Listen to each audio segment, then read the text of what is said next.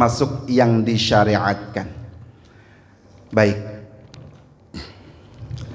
Kemudian kita akan masuk ke dalam pembahasan sujud syukur. Jadi sujud syukur itu sangat disunahkan. Ya. Sujud karena bersyukur. Apa sebab-sebab daripada sujud syukur ini? Yang pertama adalah hujumu ni'matin kahuduthi waladin au jahin. Mendapatkan nikmat yang hujum, ya, yang datang tiba-tiba, seperti mendapatkan anak, gitu ya, atau diangkat pangkatnya, au qudumi ghaibin, atau kedatangan orang yang gaib, artinya yang lama tidak kedengaran kabarnya tiba-tiba datang. Maka itu sebuah nikmat dan disunahkan melakukan sujud syukur. Au nasrin ala aduwin, atau mendapatkan pertolongan saat sedang menghadapi musuh. Kita sedang menghadapi musuh kemudian ada pertolongan, nah itu disunahkan sujud syukur.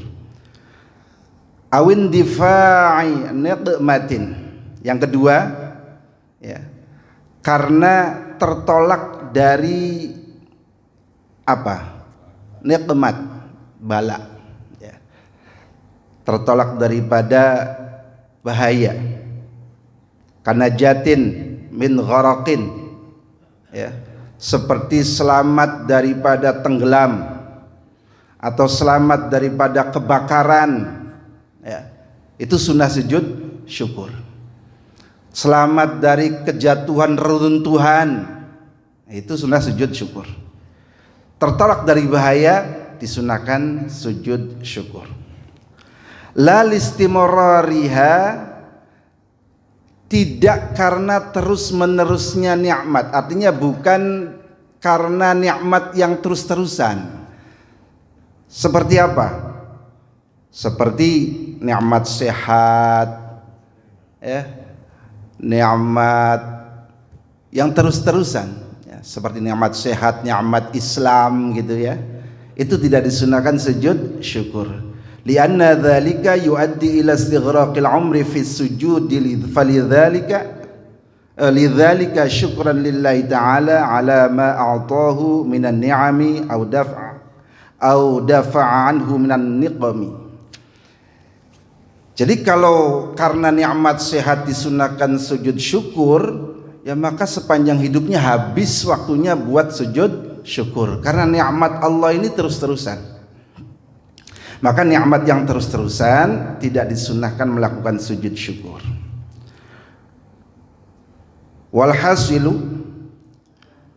tustahabu sajdatu syukri dzalika kharijas salati wa la tadkhulu as-salata idla tata'allaqu biha fa in sajadaha fi sholati 'amidan 'aliman bitahrimi batalat sholatuhu. Jadi sujud syukur ini hanya ada di luar sholat. Kalau mengerjakan sujud syukur di dalam sholat, sholatnya batal jika dia ngerti akan keharamannya. Kemudian itu yang kedua. Yang ketiga, disunahkan sujud syukur itu liru'yati mubtala bibaliyatin, karena melihat orang yang terkena musibah. Itu disunahkan sujud syukur, bukan karena menyukuri dia terkena musibah, bukan, tapi karena kita bersyukur kita diselamatkan, kita disehatkan daripada penyakit itu. Seperti orang lumpuh, kita ngelihat orang lumpuh, sunnah sujud syukur. Atau ngelihat orang yang diuji akalnya umpamanya, artinya gila gitu ya, atau diuji fisiknya, misalkan nggak bisa jalan atau matanya nggak bisa ngelihat, itu disunahkan sujud syukur. Tapi tentunya ketika kita melakukan sujud syukur jangan sampai di hadapan dia, karena itu akan menyakitkan hatinya. Ketika kita melakukan sujud syukur karena melihat orang yang terkena musibah, maka jangan di depannya, gitu ya. Cari tempat yang nggak kelihatan dia. Aulir ru'yatil mubtala bima'siyatin, atau disunahkan karena melihat orang yang diuji dengan melakukan kemaksiatan. Kita sunnah sujud syukur ketika ada orang yang berbuat maksiat dan maksiatnya itu terang-terangan, maka kita disunahkan sujud syukur. Kali dengan kita sujud syukur di hadapannya, akhirnya dia taubat gitu. Tapi kalau dipikir-pikir akan mendatangkan bahaya, orang lagi maksiat gitu ya, lagi minum khamr umpamanya minum minuman keras, lalu melihat ada orang sujud syukur karena melihat dia melakukan kemaksiatan, bisa jadi dihajar atau bagaimana. Lebih baik dihindari sujud syukurnya jangan di hadapan dia karena membahayakan. Nah, kemudian ada doa-doanya, bukan doa dulu ya, mengenai itu sebab-sebabnya sujud syukur. Kalau syarat-syaratnya sujud syukur sama dengan syarat-syarat yang ada di dalam sujud tilawah, sama dengan syarat-syarat yang ada di dalam sholat. Artinya apa? Harus dalam keadaan suci, punya wudhu ya, suci mulai daripada pakaiannya, badannya, tempatnya harus suci dari najis, harus suci dari hadas, artinya dia harus punya wudhu, harus suci dari hadas kecil, hadas besar. Makanya orang haid nggak boleh sujud syukur ya. Kemudian harus apa lagi? Menutup aurat. Mau sujud syukur harus nutupin aurat. Kemudian harus menghadap kiblat. Jadi nggak asal-asalan. Dalam mazhab kita Imam Syafi'i sangat ketat mengenai syarat-syarat sujud syukur, sama dengan syarat-syarat yang ada dalam sholat. Kemudian dari rukun-rukunnya sama seperti rukun-rukun yang ada dalam sujud tilawah yang kemarin sudah kita bahas ya. Ada niat yang dibarengi dengan takbiratul ihram. Artinya takbiratul ihram, mulutnya mengucapkan Allahu Akbar, dalam hatinya niat sujud syukur. Nawaitu sujuda syukri sunnatan lillahi ta'ala. Kalau bahasa kita, saya niat sujud syukur sunnah karena Allah. Itu dilakukan saat mengucapkan takbiratul ihram, Allahu Akbar. Kemudian setelah itu langsung sujud ya, dengan mengucapkan Allahu Akbar. Tapi tidak sunnah mengangkat tangan. Yang sunnah mengangkat tangan saat takbiratul ihram saja. Kalau mau turun untuk melakukan sujudnya, tidak disunahkan mengangkat tangan. Nah, kemudian setelah sujud, sama dengan sujud tilawah, sujudnya cuma sekali ya, sujudnya cuma sekali. Dan doa yang dibaca sama seperti sholat. Sujud di dalam sholat, subhana rabbiyal a'la wa bihamdi, boleh dibaca sekali, boleh dibaca 3 kali. Kemudian ditambahkan dengan sama dengan bacaan yang ada dalam sujud tilawah, sajada wajhiya lilladzi khalaqahu wa sawwarahu wa syaqqa sam'ahu wa basarahu bihaulihi wa quwwatihi fatabarakallahu ahsanul khaliqin ya. Kemudian kalau bisa ditambahkan lagi dengan doa Allahumma ktub li biha indaka ajra waj'alha li indaka dhukhra wad'anni biha wizra waqbalha minni kama qabiltaha min 'abdika Daud. Nah, itu setelah berdoa dalam sujudnya kemudian bangun dari sujud, Allahu Akbar, tapi tidak dengan mengangkat tangan. Kemudian duduk seperti duduknya tasyahud akhir, yaitu dengan duduk tawarruk. Setelah itu baru salam. Ya. Jadi sama rukun-rukunnya seperti di dalam sujud tilawah. Nah, kemudian wa yusannu ayyaqula ba'da sujudi li ru'yatil mubtala awil fasiqi sirran alhamdulillahilladzi afani mimma btalaka bihi wa faddalani ala katsirin min khalqihi tafdila.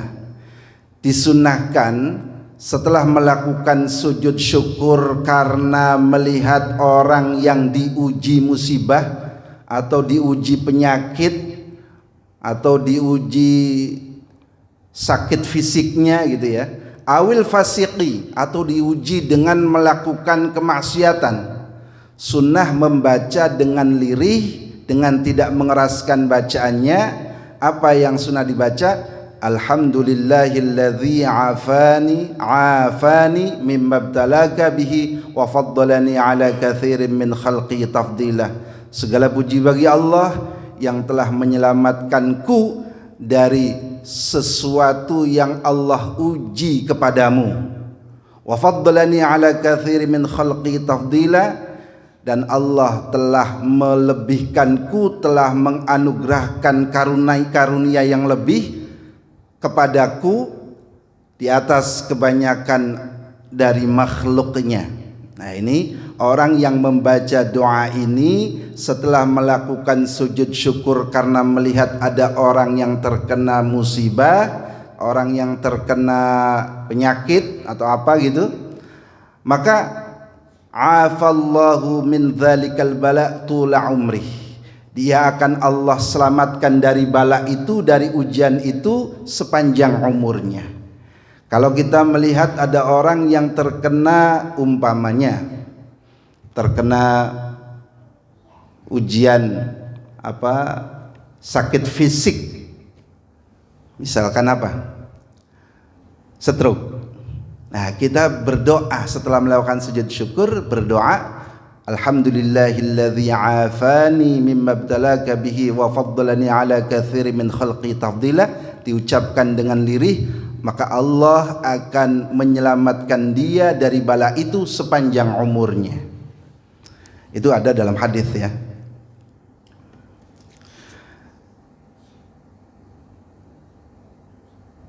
Nah, terkait masalah sujud tilawah, nanti barangkali kurang puas, boleh nanti ditanyakan. Kita akan melanjutkan kajian berikutnya, masuk fasal baru, faslun fi mubtilatis shalah. Fasal akan menjelaskan tentang hal-hal yang membatalkan salat. Tabdulus sholatu farduha wa nafluha la somun wa i'tikafun biniyati qat'iha. Sholat baik fardu maupun sunnah itu batal dengan sebab niat memutusnya. Dalam hati, saya putuskan sholatnya, saya batalin sholatnya, maka spontan sholatnya batal.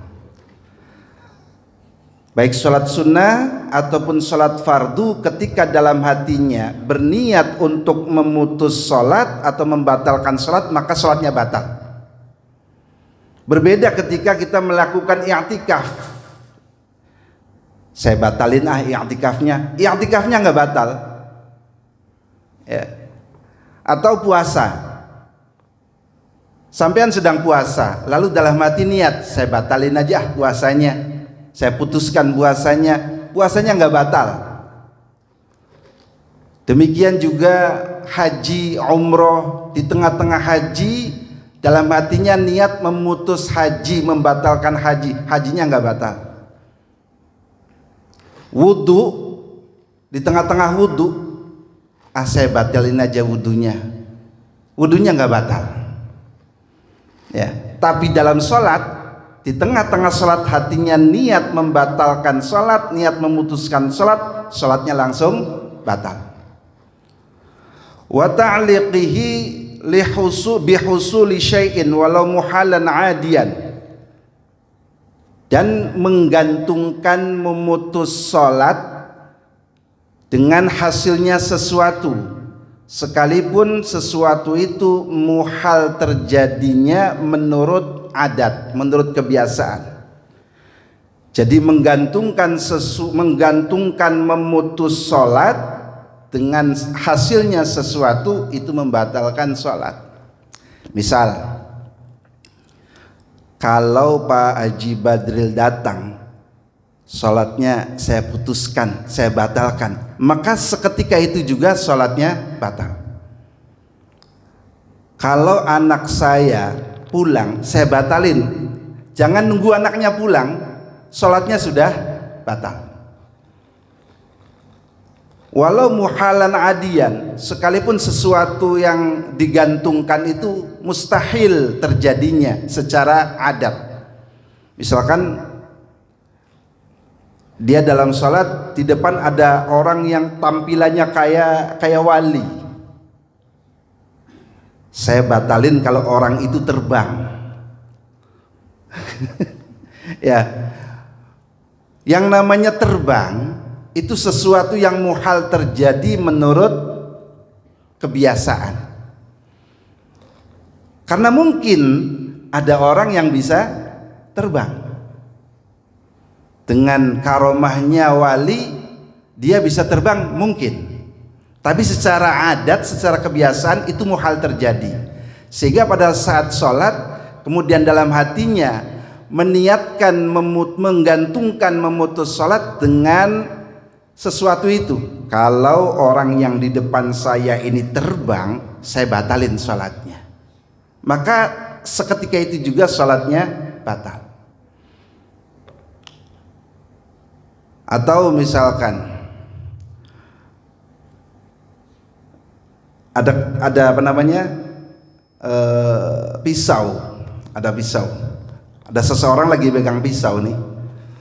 Kalau orang megang pisau itu menggores tangannya, saya akan batalin sholatnya. Seketika itu juga batal. Tapi kalau yang digantungkan itu sesuatu yang muhal terjadinya menurut akal, maka tidak batal. Secara akal ini nggak mungkin terjadi. Contohnya apa? Sesuatu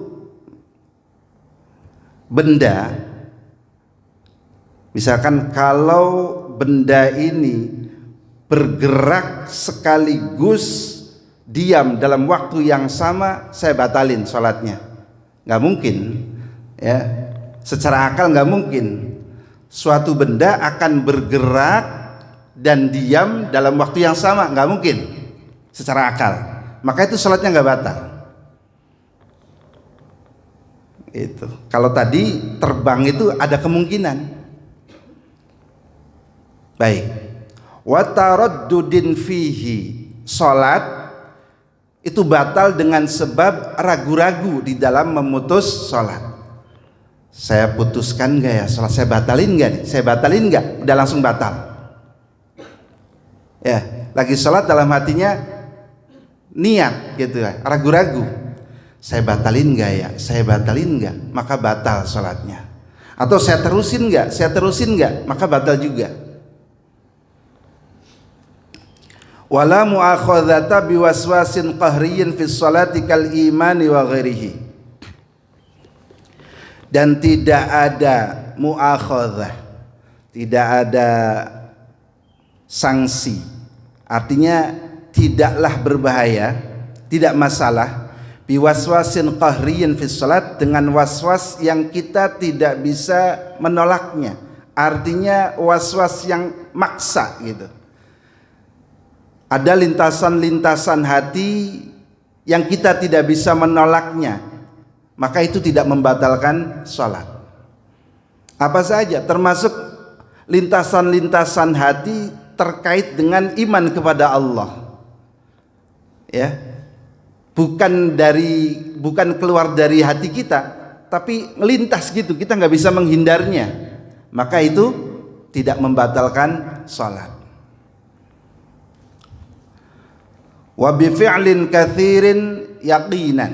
Kemudian salat juga batal dengan melakukan pekerjaan yang banyak secara yakin.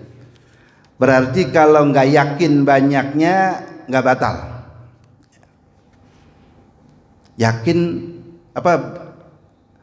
apa yang saya gerakkan ini banyak apa dikit, banyak apa dikit, ragu-ragu tuh, maka nggak batal.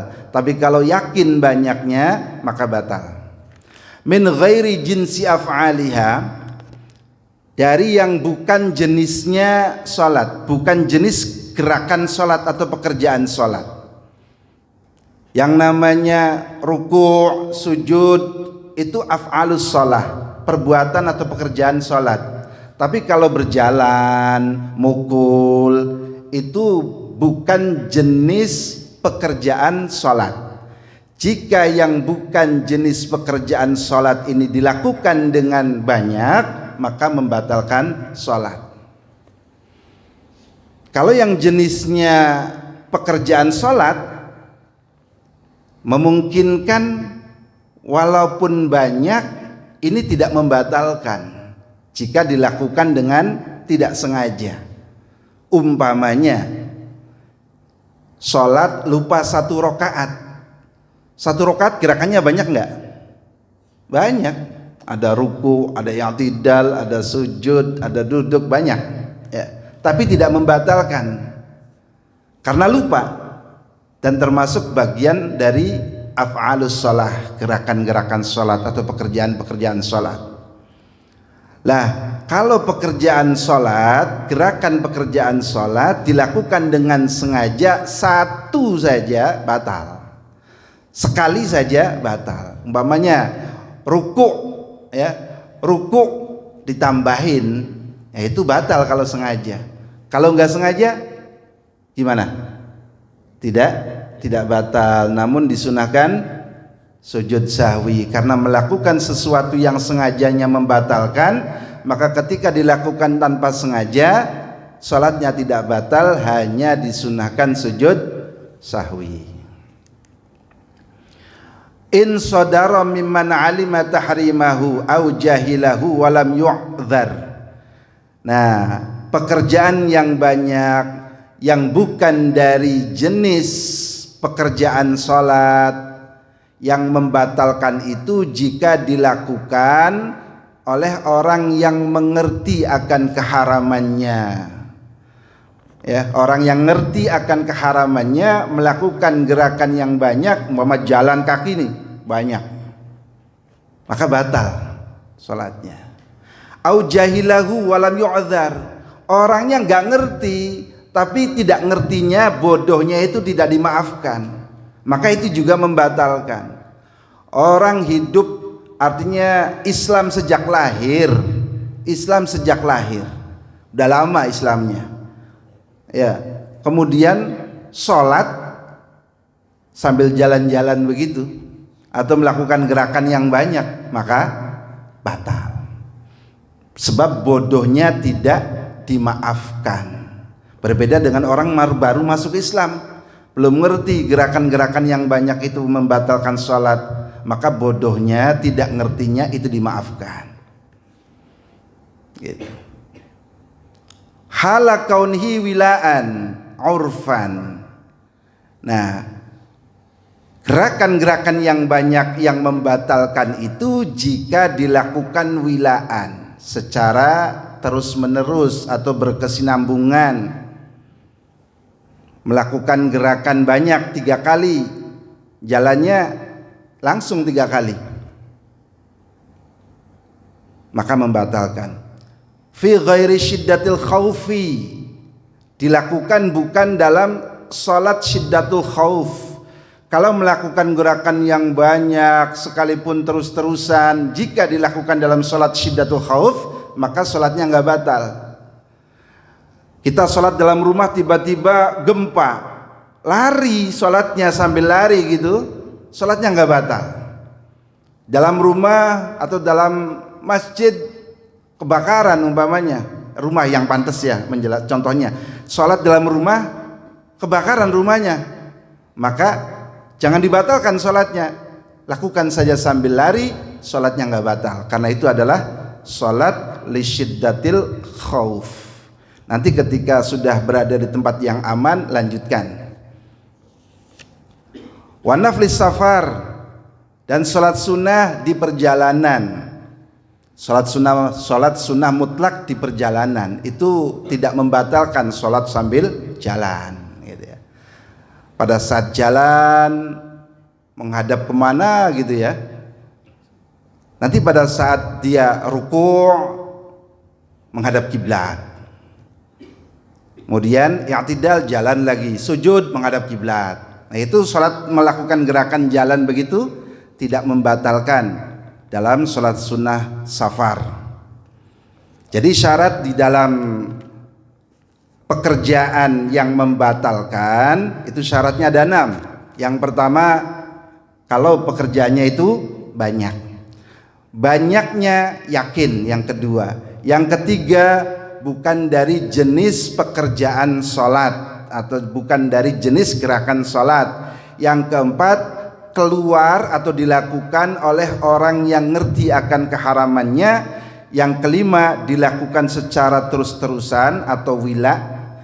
Kemudian yang keenam, bukan dalam sholat syiddatil khauf atau sholat dalam perjalanan.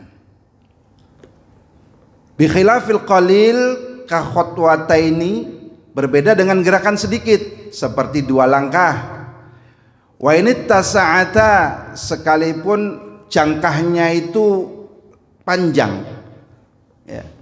Misalkan 1 langkah bisa semeter umpamanya, 1 langkah bisa semeter. Melangkahkan 1 kaki semeter, 2 kaki 2 meter, itu nggak batal ya.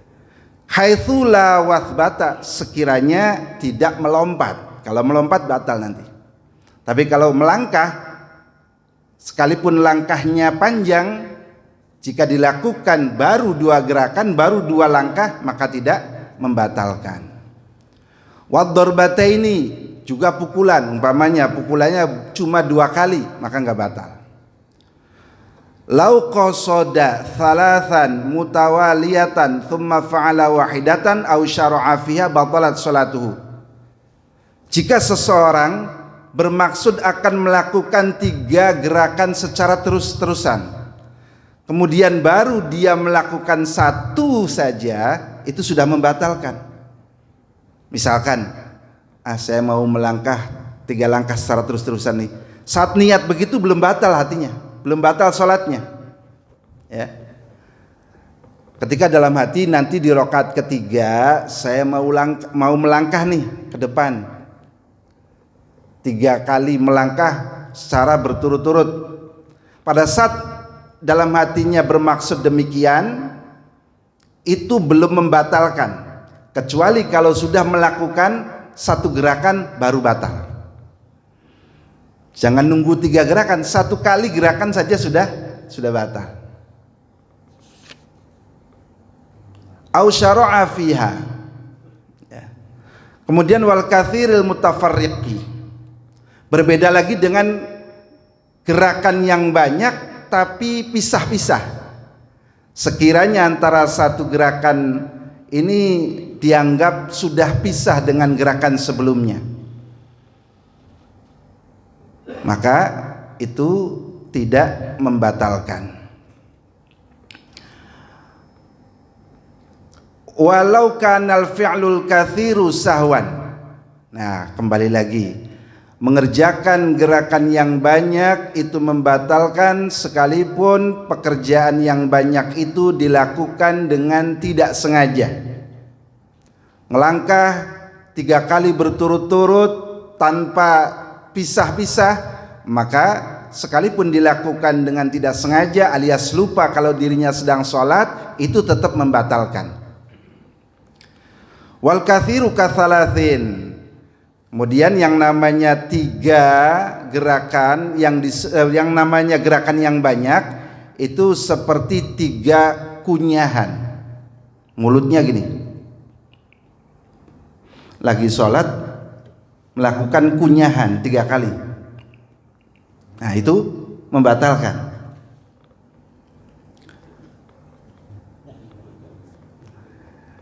Ya, melakukan 3 gerakan itu nggak mesti satu tempat ya. Misalkan yang gerak mulut dibarengi dengan tangan, dibarengi dengan kaki umpamanya, ya batal. Jadi gerakan 3 secara berturut-turut atau berkesinambungan atau terus-terusan itu nggak mesti dari satu benda, dari satu anggota. Bisa mulut sekali, kemudian sambil dibarengi dengan melangkah umpamanya, itu sudah dihitung 2. Wa khutwatin tawalat, ngelangkah terus-terusan ya sampai 3 kali langkah, maka itu pun membatalkan. Wa in kanat biqadri khutwatin mughtafaratin, sekalipun 3 langkah itu bisa dilakukan kadarnya dengan satu gerakan, satu langkah yang dimaafkan. Jadi umpamanya begini, kalau dia melangkah sekali itu bisa begini ya, tapi dia melakukannya dalam jarak setengah meter ini dengan 3 gerakan. Nah, itu batal sudah. 3 langkahan namanya, 3 jangkahan. Wa katahriki ra'sihi wa yadaihi walau ma'an, seperti menggerakkan kepala dan kedua tangannya secara bersamaan. Lagi sholat menggerakkan kepala dan tangannya secara bersamaan. Umpamanya begini.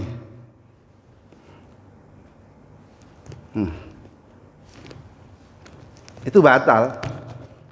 Karena menggerakkan satu tangan dihitung 1, satu tangan lagi dihitung 1, kepala dihitung 1, udah 3, batal. Nah,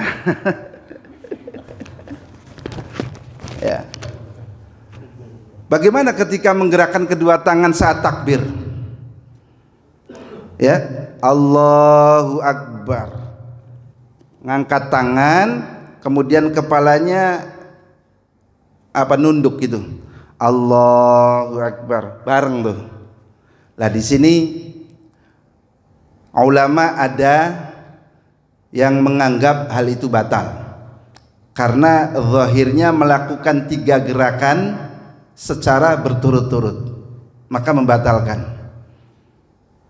Maka perlu hati-hati saat takbiratul ihram atau takbir mau ruku atau takbir mau bangun dari ruku, yakni i'tidal, Allahu Akbar, kalau sambil digerakkan bareng itu bisa membatalkan. Tapi untungnya ada juga ulama yang menganggap itu dimaafkan. Di sini dikatakan mana?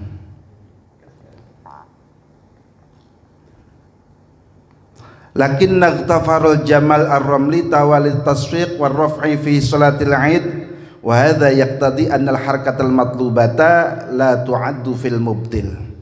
Gerakan-gerakan yang dianjurkan itu tidak dianggap dalam sesuatu yang membatalkan. Artinya dimaafkan. Ketika mengangkat kedua tangan sekaligus menundukkan kepalanya, itu tidak membatalkan.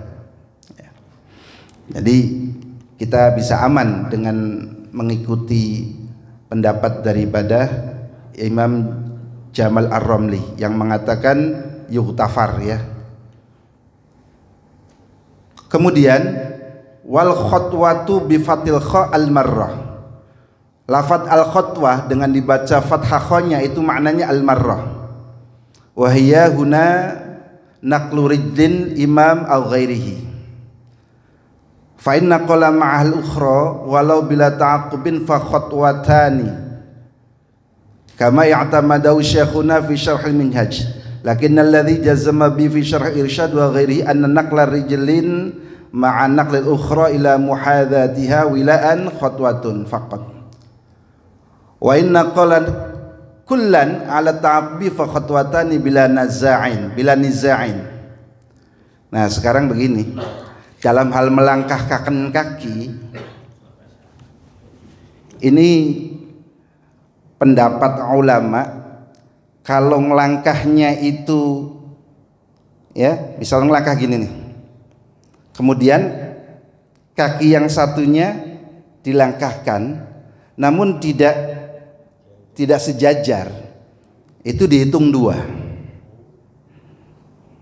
Misalkan begini, atau pertama gini, 1 2, atau 1 2. Tapi kalau menurut Imam Ibnu Hajar, ketika sejajar itu dihitung 1. Jadi kalau sejajar ada perselisihan di antara ulama.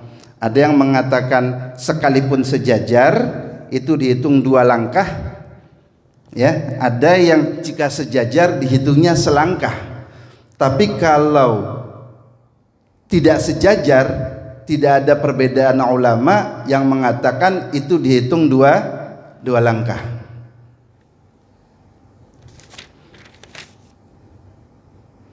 Wa tabdulu bil wathbati wa illam tata'addad. Kemudian sholat itu batal dengan sebab melompat, walaupun lompatnya cuma sekali, tidak berbilang-bilang. Sampai di situ barangkali ada yang ingin dibahas, silahkan.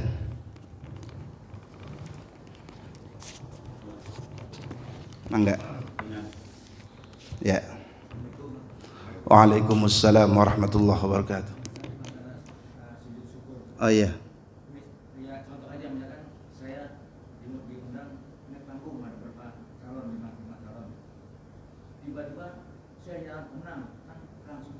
Iya. Iya. Iya. Dah. Ya. Yang akan saya jawab dari apa yang kita kaji di dalam mazhab Imam Asy-Syafi'i.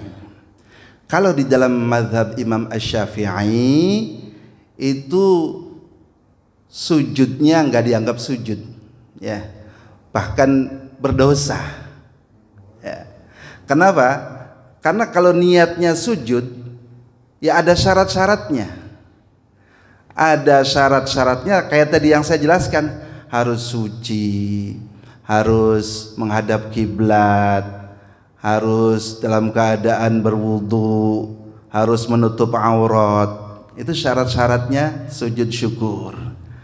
Lah mungkin ada pendapat dari mazhab yang lain, kita tidak kaji di sini. Ya, kalau dalam mazhab kita Imam Asy-Syafi'i tidak boleh, bahkan haram. Ya, kenapa? Karena yang dia niatkan sujud, yang dia niatkan ibadah. Dalam mazhab kita aturan ibadah ada aturannya gitu loh. Kalau mengikuti mazhab yang lain asal dia tahu, maka nggak ada masalah. Ya, ketika melakukan itu kemudian dia mengikuti pendapat mazhab yang lain asal dia tahu, maka boleh gitu. Dalam mazhab kita ketat. Yang lain. Assalamualaikum warahmatullahi wabarakatuh. Waalaikumsalam warahmatullahi wabarakatuh. Pertanyaan saya mungkin satu sama nih. Karena pemain bola muslim, kita merayakan golnya itu yang syukur. Iya. Satu. Yang kedua, banyak kita lihat ya, kita lagi sholat, Ustaz. Kadang-kadang teman yang melintas depan kita itu, boleh nggak kita tangan itu? Iya. Sama ini Pak, soal gerak-gerakan Pak. Kan banyak saudara kita yang kalau tasyahud akhir bergeraknya banyak. Iya. Assalamualaikum warahmatullahi wabarakatuh. Waalaikumsalam warahmatullahi wabarakatuh. Yang pertama terkait masalah cool itu ya, langsung jungkel. Ya, jawabannya sama kayak tadi. Ya. Jadi gini Pak, kalau kita tidak bisa melakukan sujud syukur saat itu, ada penggantinya. Seperti yang kemarin dijelaskan. Apa yang dibaca sebagai ganti sujud syukurnya? Subhanallah walhamdulillah wala ilaha illallah wallahu akbar wala haula wala quwata illa billahil aliyil azim. Dibaca berapa? 4 kali. Itu pengganti daripada sujud syukur. Barangkali saat itu kita pengen bersyukur, ya cukup dengan itu. Karena kalau wudhu dulu nyari gornya jauh, tempat wudhunya jauh itu ya. Ntar gur lagi. Nah kalau misalkan sebab-sebabnya itu banyak, sebab-sebab sujud syukurnya itu banyak, ini sujud syukurnya cukup sekali. Umpama anak lahir, sekaligus ada yang ngasih bingkisan atau ngasih kunci mobil umpamanya. Iya. Ada yang ngasih kunci mobil. Ya tentunya semobilnya lah, bukan hanya kuncinya. Ya. Itu ketika sebab-sebab sujud syukur banyak, maka sujud syukurnya cukup sekali. Kecuali saat sekarang mendapatkan nikmat sujud syukur. Kemudian pas keluar lihat orang sedang maksiat terang-terangan, sujud syukur lagi. Pas mau sampai tempat yang kita tuju, ada orang yang terkena musibah, juga sujud syukur. Kalau nggak bisa semuanya, maka yang dibaca tadi 4 kali. Yang lain apa ya? Oh iya, daf'ul mar, ya, menolak orang yang lewat di hadapan kita yang sedang sholat, ya, itu bila mana orang yang sholatnya ini tidak memenuhi aturan sholat. Ya, kita boleh soalnya lewat di depan orang yang sholat itu bila mana orang yang sholat ini teledor, dia tidak membuat sutroh, ya, tidak membuat penghalang. Jadi di depan dia nggak ada tanda apa-apa, maka lewat di depannya nggak apa-apa. Tapi kalau sudah ada tanda nerobos aja, ya harus digini, harus ditolak gitu. Jadi yang namanya sutro itu bisa mulai dari kayu, ya, ataupun kalau nggak ada kayu ya tembok atau tas, kemudian turun sejadah. Yang paling rendah itu sejadah. Lebih rendah lagi garisan, tanda, ya pakai spidol atau apa gitu loh.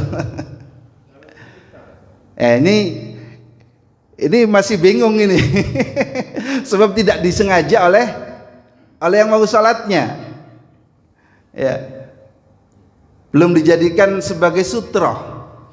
Karena oleh orang yang sholat, dia belum ada kesengajaan untuk membuat sutrohnya, ya. Jadi sejadah boleh, sorban boleh sebagai sutrohnya. Yang lain, masih ada satu lagi. Gini ya, gini. Yang namanya gerakan kecil, gerakan ringan itu tidak membatalkan, sekalipun banyak. Ya, misalkan Bapak pengen garuk, ya, pengen garuk nih, 10 kali kok enggak hilang-hilang gatalnya, terusin aja, nggak batal. Selama telapak tangannya tidak ikut bergerak. Nah, menggerakkan begini, yang gerak itu jarinya, bukan telapak tangannya. Maka ini tidak membatalkan. Ya. Yang lain? Ya. Waalaikumsalam warahmatullahi wabarakatuh. Ini misalnya dalam keadaan sholat berjamaah, kemudian yang di depan kita itu karena satu hal meninggalkan tempat. Kenapa? Karena satu dan lain hal meninggalkan tempat. Iya. Jadi kan saya harus maju. Iya. Dengan langkah 2 langkah. Ah. Nah, akan tetapi HP saya masih di bawah. Kalau saya langsung jalan tuh nggak Iya. bisa, saya sholat hilang HP-nya. Kalau ngambil dulu kan jadi 3 kali. Ya gini, tadi dijelaskan bi khilafil katsiril mutafarriq, maka tidak batal. Dengan gerakan yang pisah-pisah, banyak tapi pisah-pisah. Artinya dari gerakan yang satu putus dengan gerakan yang sebelumnya. Jadi misalkan sebelum melangkah ini kita sudah berhenti, sudah ngambil HP, ya, ngambil HP-nya pun, ya, posisinya bagaimana? Enggak, maksudnya jangan sampai posisi berdiri ngambil ke bawah gitu. Ya, masih keadaan berdiri, kemudian melakukan apa? Kayak sujud gitu. Enggak sih, nunduk aja, nunduk. Nunduk angkat. Contohnya HP contoh. Begini aja kan. Ya. Iya. Batal ya? Gini loh, tadi kan dijelaskan. Kalau melangkah pengen sampai pada tempat yang cepat, melangkahnya gimana? Langkahnya yang panjang aja gini nih. Ya. Ambil HP-nya yang Nih. 1, 2. Kemudian ikut Imam Ibnu Hajar. Masih utuh nih 2. Kan sejajar. HP situ. Tapi kalau menurut yang lain tetap 2. HP-nya di bawah. Ya, ngurusin HP dulu, baru diam dulu, baru ngelangkah. Ya, ini urusan sunnah. Tapi ngambil HP, menjaga harta wajib.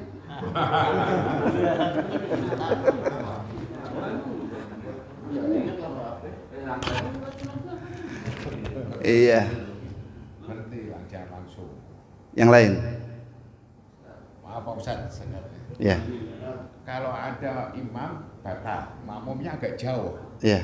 Kita harus 3 langkah, tapi langkahnya harus jauh gitu ya Pak Ustadz ya. Enggak Ya. imam. Ya enggak. Ya. Ketika langkah itu dipastikan tidak sampai 3 gerakan langsung, 2 gerakan putus, atau 1 gerakan putus, 1 gerakan putus, biarpun jaraknya Imamnya itu jauh. jauh 10 meter, nggak masalah. Yang penting setiap gerakan sudah putus dari gerakan sebelumnya. Ya. Jadi kalau gerakan tadi itu satu, misalnya kaki kayak tadi itu, kalau menurut Imam Ibnu Hajar kan sekali dihitungnya nih. Kalau menurut Imam Ibnu Hajar itu sekali dihitungnya, sekali.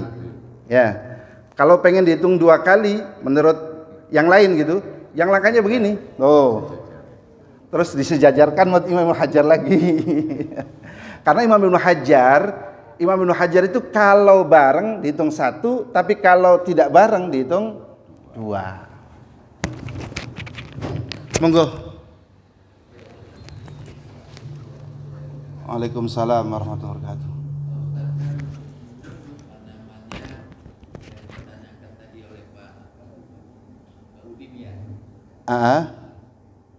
Yang menjadi masalah sebetulnya pada saat kita masuk, ya kan, kita masuk di saf keempat. Nah, misalnya masuknya 3 rakaat, ada yang di depan, misalnya mau kerja. Nah, jadi dia salam, dia langsung berdiri, kita lagi sholat di sini. Kalau kita lakukan, kita punya apa namanya sutra kita kan saf yang di depan kita. Jadi itu sih terjadi, makanya diangkat orang begitu. Kalau misalnya udah selesai semuanya sholat, kita sholat umumnya orang pakai sutra. Iya. Tapi kalau yang ini kan, saya mau cepat kerja, padahal dia di saf pertama, saya masuk di sini, dia lewatin saya. Nah itu gini. Kemudian kalau misalnya salah si Jurais itu Pak tadi ya kan, pada saat si Jurais sholat kan, ibunya kan datang tuh. Iya. Nah, dia bilang, ya Allah, ibunya kan panggil, Jurais kan gitu. Jurej. Jurais. Nah,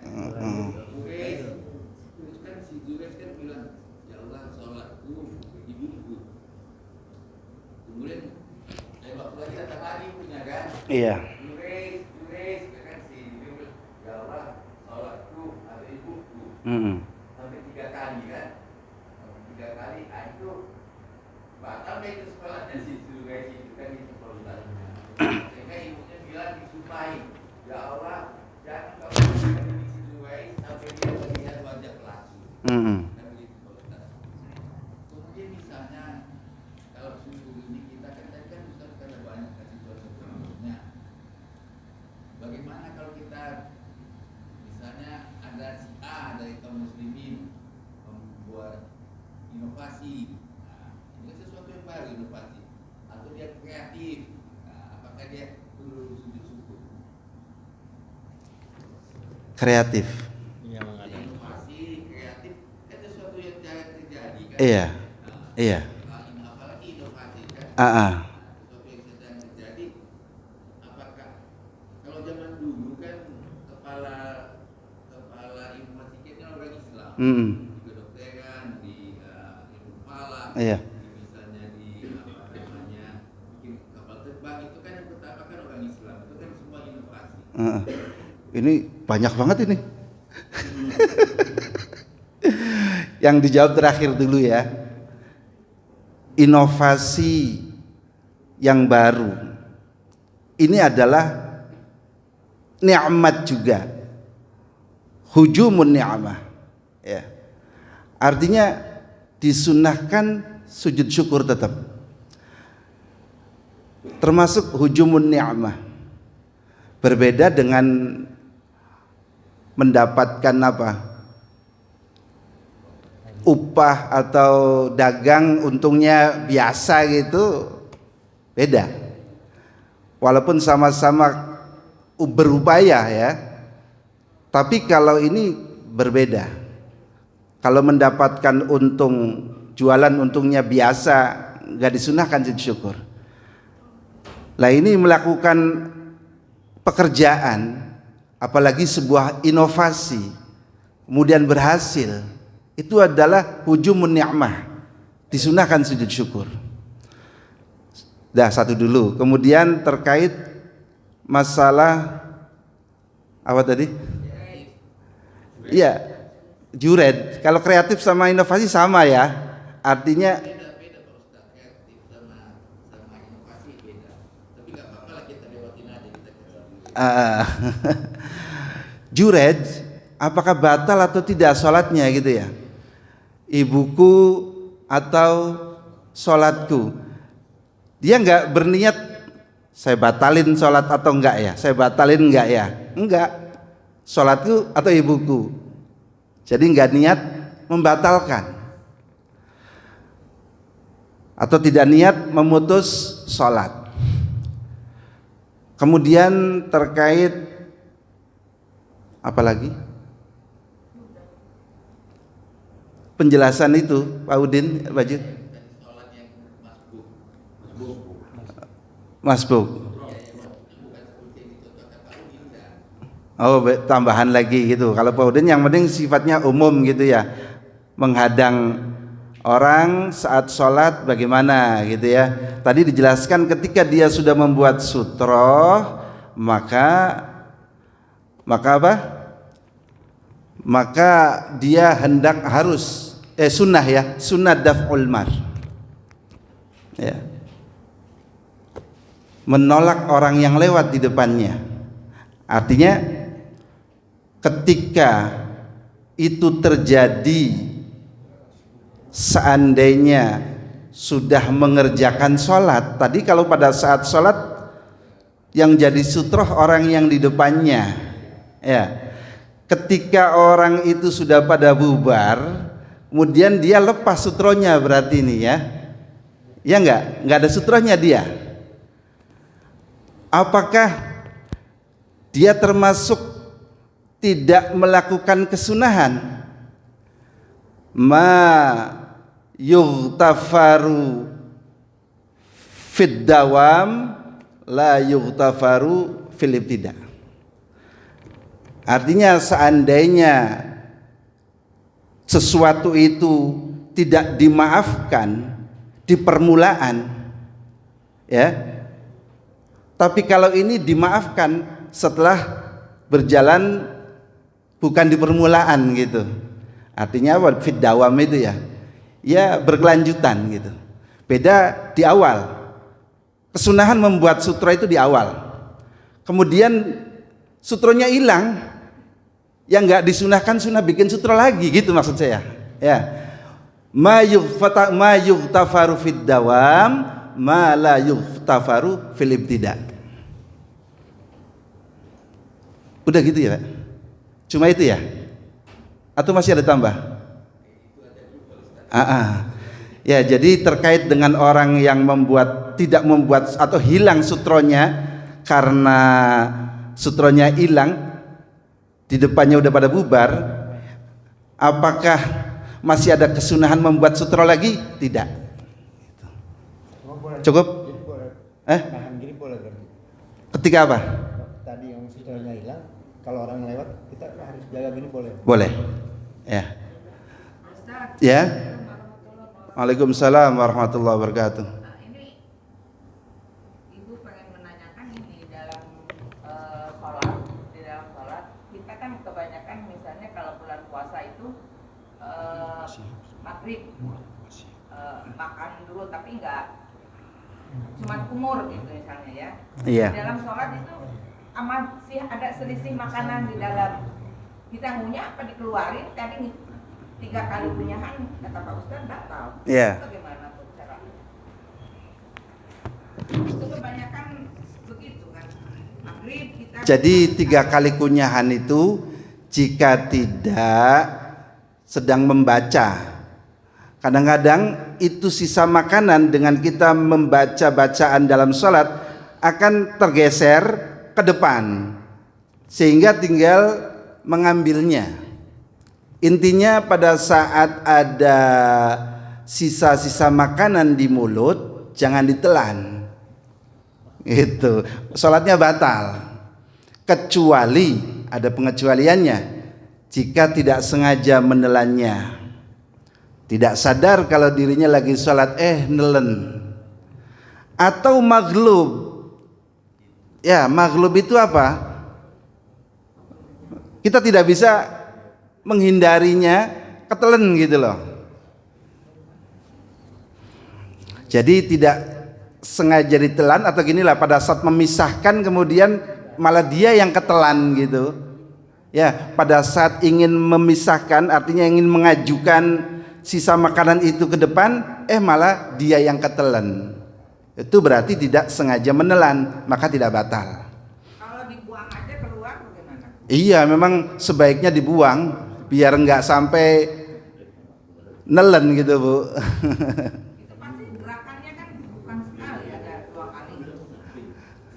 Iya, gerakan yang membatalkan itu kalau ngunyah, kayak orang ngunyah gitulah, ngunyah 3 kali berturut-turut. Ya, kalau tidak berturut-turut ya tidak batal. Sebab mengunyah itu tentunya sedang tidak dalam keadaan membaca. Orang iseng itu. Enggak yang lain. Satu lagi enggak? Cukup. Alhamdulillah. Ya, kita ini barangkali nanti ada yang ingin membaca atau mengetahui, mempunyai catatan bacaan doa sujud syukur, nanti sama Pak Haji Udin difoto ini, difoto, dibagiin dah. Iya, jangan lupa baca ini nih. Alhamdulillahilladzi afani mimma ibtalaka bihi wa faddalani ala katsirin min khalqihi tafdila. Ya, mudah-mudahan sepanjang umurnya tidak mengalami musibah yang dilihat oleh kita pada orang tersebut. Ya. Mungkin sampai di sini dulu kajian kita. Mudah-mudahan yang kita kaji ini masuk ke dalam hati dan bermanfaat dalam ibadah kita, sehingga ibadah kita akan bernilai di hadapan Allah Subhanahu wa taala karena ibadahnya disertai dengan ilmu. Mari kita sama-sama berdoa terlebih dahulu. Bismillahirrahmanirrahim. Alhamdulillahirabbil alamin. Allahumma shalli ala sayyidina Muhammad wa ala ali sayyidina Muhammad. Allahumma ya man huwa fi 'uluwi kain, ya man huwa fi 'ilmi muhit, ya man huwa fi 'izzi latif, ya man huwa fi lutfi syarif, ya man huwa fi fa'li hamid, ya man huwa fi dhati qadim, ya man huwa fi majdihi munir, ya man huwa fi 'ata'ihi kathir. Allahumma akrimna binuril fahmi wa akhrijna min dhulumatil wahmi waftah alaina futuhal 'arifin warzuqna fahman nabiyyin wa hifdzal mursalin wa ilhamal malaikatil muqarrabin bi rahmatika ya arhamar rahimin. Allahumma anfa'na bima 'allamtana wa 'allimna ma yanfa'una bi rahmatika ya arhamar rahimin. Wa sallallahu ala sayyidina Muhammad wa ala alihi wa sahbihi wasallam. Walhamdulillahi rabbil alamin. Kurang lebihnya mohon maaf saya akhiri. Assalamualaikum warahmatullahi wabarakatuh.